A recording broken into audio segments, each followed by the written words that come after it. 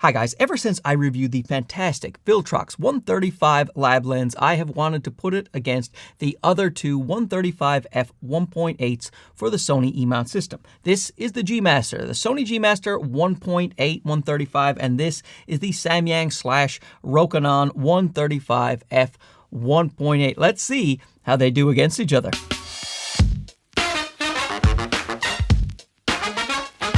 Okay, the clip notes here is that all three lenses are absolutely excellent, and you can make a case for buying each of these three lenses depending on who you are, but they have their strengths and weaknesses, so let's talk about those. But first, I will say I got the GM135 from Sony Canada as a loaner. Viltrox sent over the 135 1.8 for review, and this Samyang 135 I picked up on my own so that I could compare all three. I don't care which one you buy, if any, but hopefully the tests in this video will help you make a more informed decision. When we're talking about build quality, I think the Sony G Master wins here, and that should be no surprise. It's a G Master lens, extremely well built. It has an aperture ring that is clicky or declicky, has a very nice focus ring, and that focus ring is linear, which is great. An autofocus to manual focus switch, a distance focus setting so you can help the lens grab focus faster depending on what you're shooting, 2 focus hold buttons, an 82mm filter thread, and a nice push button deep lens hood, very premium lens hood. The lens is also dust and moisture resistant. Looking at the Viltrox lens, it is bigger and heavier, but it feels just as premium as the Sony G Master. It could really pass for a Sony G Master in terms of its build quality. Autofocus to manual focus switch, 2 focus hold buttons that are programmable, an aperture ring that can be clicked or declicked. However, there are no markings on the lens itself for the aperture values. You have to look at the little LCD screen for that, and the little LCD screen also shows you the distance markings while you are focusing, so that can be helpful for some people. It depends on who you are. Personally, I like having the traditional notches for the aperture ring that I can see on the lens. I still use this aperture ring all the time when I shoot, but I just look at the back of the screen to see what my aperture values are instead of the actual lens. It has the focus distance switch just like the GM, and also like the GM, an 82mm filter thread. It has a deep lens hood, nice circular lens hood with a rubber ring on it, but it is not a push button one like the Sony. It is dust and moisture resistant. You see a USB-C port on the back as well, and you can update your lens actually via an app, a Bluetooth app, which is very unique, and you can change the screen via that Bluetooth app for it to say something else when it boots up or put a picture of your choosing. But an extremely solid and well-built lens, feels a lot like the G Master with its very hard plastic and metal build. With the Samyang lens, you definitely notice a downgrade in terms of build quality. It is still a nice lens, but it is just nowhere near as premium as the other two lenses. However, this lens is much lighter. We will talk about the weight in a second, but it has a focus ring that is rubber and turns very smoothly. It has the distance focus switch as well, autofocus to manual focus switch that they call M1 and M2, and 1 focus hold button. It doesn't have as much weather sealing on the lens itself, so I don't know if I would trust it as much as I would the other two lenses in the Elements. It also has an 82mm filter thread and a deep lens hood, which is actually quite premium as well. There is no aperture ring on the Samyang at all, which is too bad for someone like me that likes to use it, but some people don't care about an aperture ring. Since we've mentioned weight, I will give you the exact weights. So the lightest will be the Samyang. That comes in at 774 grams. The next lightest is the Sony GM, and that is 950 grams, even with no lens caps or hoods. And then the Viltrox is the heftiest, which is 1,233 grams. So 1,233, 950, and this one, what did I say, 774? Yeah. Let's talk about optical quality and sharpness in general, and this may surprise some people, but I think the Viltrox lens is the sharpest lens and also has the best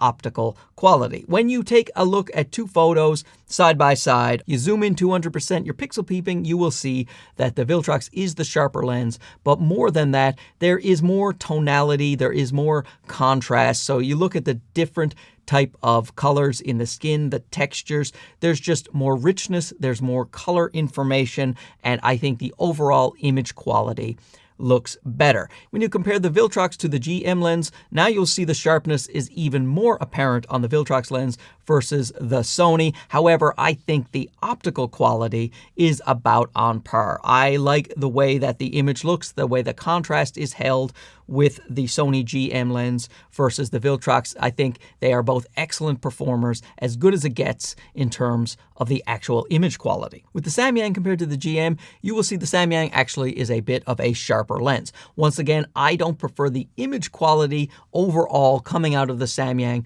compared to the GM, but it is a sharper lens. And don't get me wrong, the Samyang still puts out a really great image. It's just compared to the other two, it lags a tiny bit behind. Here is another example. First, we will look at the Viltrox compared to the Samyang, and you will just see there is more contrast, more sharpness, more punch in that Viltrox lens, whereas the Samyang lens is just a little bit less contrast and color gradation in there. When we put up the GM of the same type of photo, we see that the GM competes much more with the Viltrox. I would still give the nod to the Viltrox, but only slightly. Now, of course, you're going to need a place to display all those award-winning photos, and that's where today's sponsor comes in, Pexar. They are a division of Lexar, a name you all know and trust. This is a 2K 11-inch digital frame with anti-glare screen, and it's a touch screen that can go from vertical to horizontal just by changing it. The colors just pop out of this thing, and it really looks like printed photos as opposed to digital photos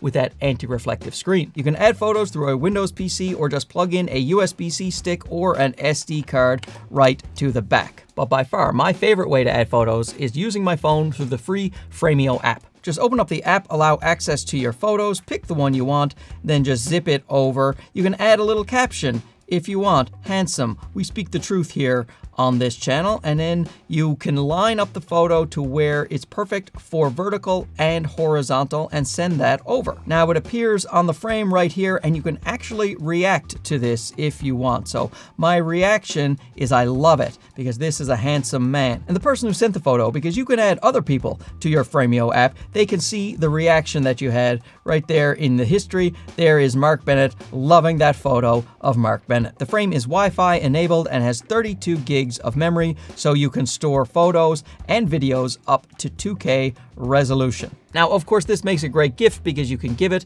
to the parents, but connect your Framio app to their frame and then send photos of your family as you take them, and they will appear there, and they can stop complaining about not seeing enough pictures of the kids. So big thanks to Pexar for sponsoring this video and for making a great frame. If you want to find out more, the links will be below. If you want this picture of yours truly, send me a message and I'll zip it over to you.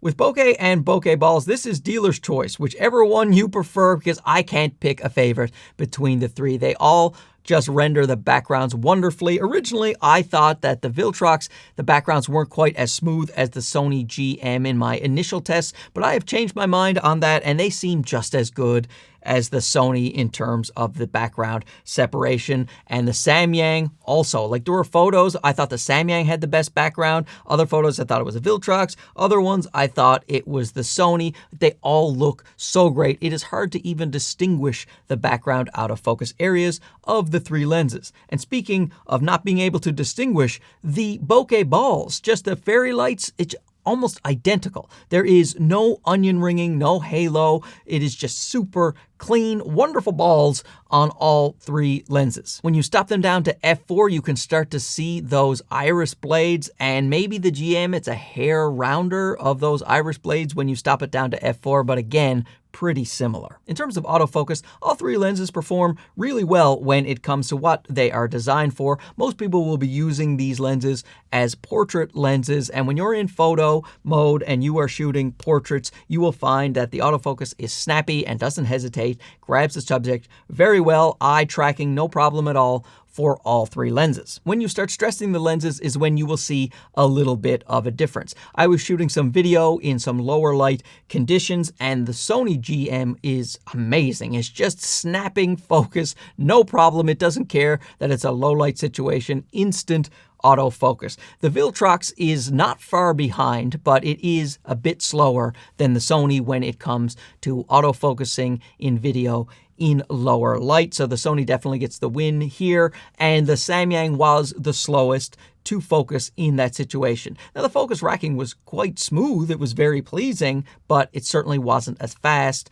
as the other two lenses, certainly not as fast as the Sony. And staying with speed of autofocus, if you are tracking fast-moving subjects, the Sony is going to be the best way to go here. I was walking towards the camera and back quickly, and I found that the Sony hit about 90% of its photos in focus, and the other two were around 50 to 60% in focus. Third-party lenses, that's actually not too bad at all for third-party lenses, but when it comes to tracking fast-moving subjects, you always want to stick with that Sony native lens when you can. And remember, third-party lenses are capped at 15 frames per second when you are shooting burst mode, so if you have an A9 III, let's say, and you want to go higher than 15 frames per second, then you got to get that Sony GM. Another advantage of having a first-party lens for Sony is when it comes to focus breathing. There is a lot of focus breathing on all three lenses. But if you're in video and you have one of the new Sony cameras with focus breathing compensation, then you can get rid of that horrendous focus breathing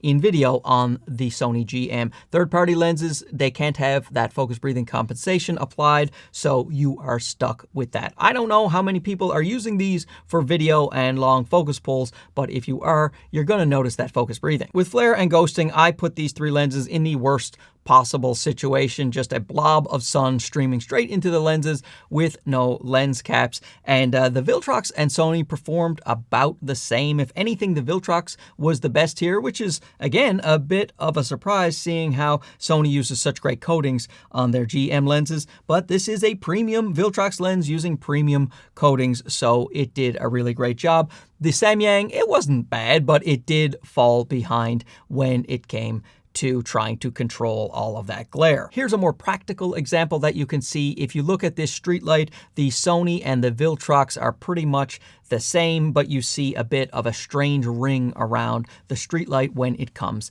to the Samyang lens. With Sunstars, you're going to see bigger Sunstars on the GM lens and the Samyang because they can go all the way down to f22, whereas the Viltrox can only go to f16. My favorite was the Sony GM, very nice, clean Sunstars, and then lots of contrast when you bring up the shadows. I did like the way that the contrast was held when the Viltrox had its Sunstars, even though the Sunstars were smaller.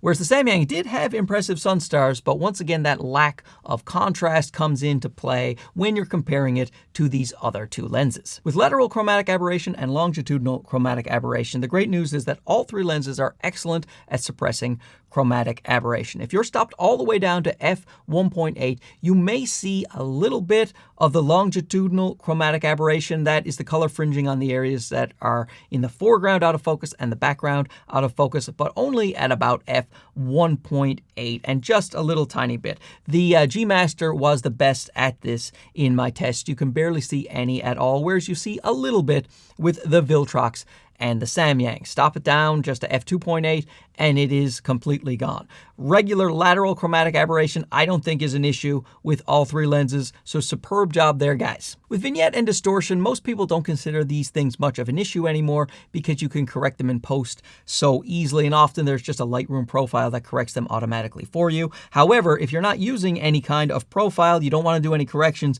the Viltrox is perfect. It just doesn't have any distortion or any vignetting. With the Samyang, you're going to see a tiny bit of pincushion distortion, not difficult to correct, and a little bit of vignetting. The Sony is in between the two. It is not perfect like the Viltrox, but just some minor corrections, and then you're good to go, or just use the Lightroom profile. With price, the Sony comes in at a whopping $2,100 USD. The full price of the Viltrox is $899 USD, and the full price of the Samyang / Rokinon is $799 USD. In terms of optical performance to price, I think the Viltrox is the clear winner here. However, the Sony, if you need those high burst rates and you are tracking fast moving subjects and you want that lack of focus breathing in video on the newer Sony cameras, then you have to pony up the money and get that Sony GM lens. But the Samyang is no slouch. It produces excellent image quality. Yes, it's a little bit behind these two, but it's also cheaper, $799, and sometimes you get an even better deal than that on this lens because it's been out a little while, and it is much lighter and easier to take around than especially this Viltrox lens. So like I said, there's a case to be made for any of these 3 lenses. Tell me down below which one you would choose, or if you own one of these lenses, tell us your experience and we can all benefit from your genius knowledge. Thanks for watching this. We'll talk to you again soon. Okay, bye-bye.